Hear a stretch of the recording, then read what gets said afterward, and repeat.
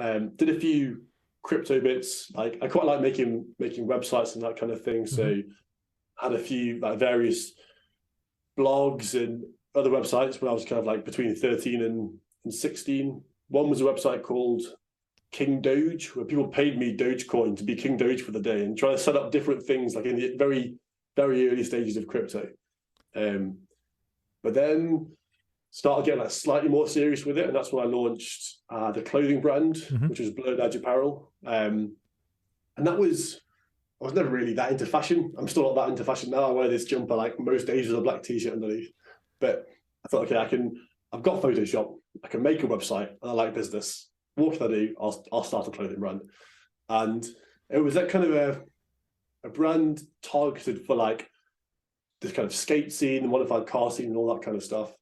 But it taught me a lot about just that hard B2C. So when you're selling to end customers, like sales is, how I don't really have a set like marketing strategy. A lot of it was like me messaging and starting to automate some of that. But you learn so much doing that I think this is one of my big things that like we've both been fortunate enough to go to university, but when you look at academic theory on stuff, it doesn't even compare to I would take the kid who's 16 that will pick up the phone or message people to really flog stuff, because the truth is 90% of people would never do that.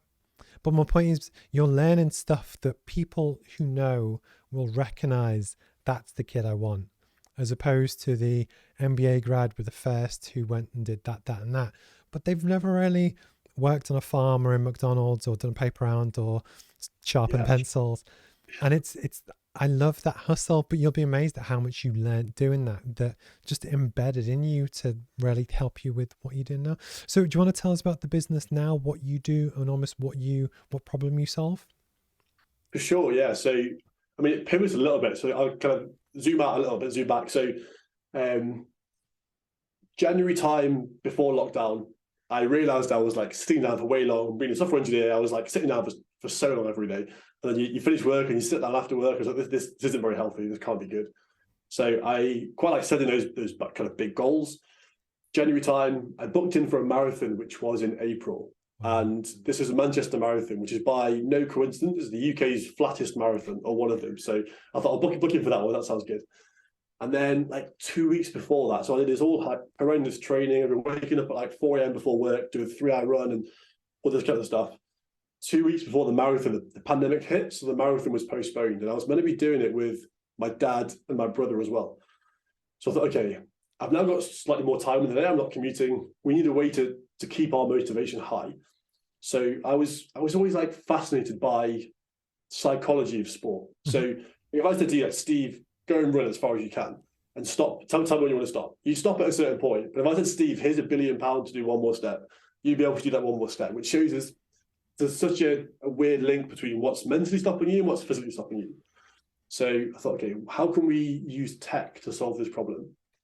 And the year before that, to give you the full picture, me and my dad cycled from Land's End to John O'Groats. So I thought, okay, I'll hack together an app that'll let my family collectively run from Land's End to John O'Groats. And that will give us the motivation. And we found that hybrid of competition, run this on the leaderboard, but also collaboration. We were like moving the needle together. Did like wonders for motivation. So we thought, okay, there was demand for this. Other people wanted to use it. So we launched that in August after lockdowns, a proper app that people could use, so August 2020, I think. And that was like a virtual challenges app. So you could run from London to John O'Groats, coast to coast of America. You could cycle the Panama Way, all this kind of stuff. And there was big demands from corporates, from companies who had their workforce at home. Yep. And they like screen time since the pandemic is up about 80% in some cases. They were thinking, how can we get our employees to move? Okay, we'll do an office to office steps challenge. And we provided all the tech for them. So we did that for about a year and a half or so. And then realized that there must be something more than this. Steps challenges are great, but they're a great like first step if you're part of the pod. They're a great like starting point. They're not very kind of simple. If you're not using some tech, it's normally some poor soul that's got an Excel spreadsheet. Everyone's sending the data in, which makes them quite expensive. Actually, you actually count up the personnel was doing it. It's quite expensive. And they're not very inclusive either. And I really realized that with one of the companies we were doing it for. It was when like tracking traces, pinging people, and they couldn't go outside. They were trying to do this challenge. They were emailing us saying, "Hey, what can I do rather than steps? What can I do?" And we kind of tagged on bits like, "Oh, you could do some star jumps." Hey, the translation value or the conversion value.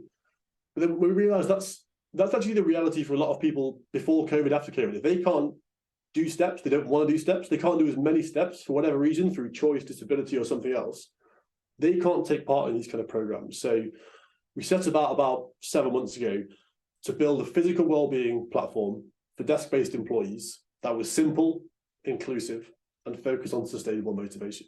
So that the business problem is desk-based workers sit down too long. And our solution is, how can we tap into psychology and use tech to encourage them to use more, to move more?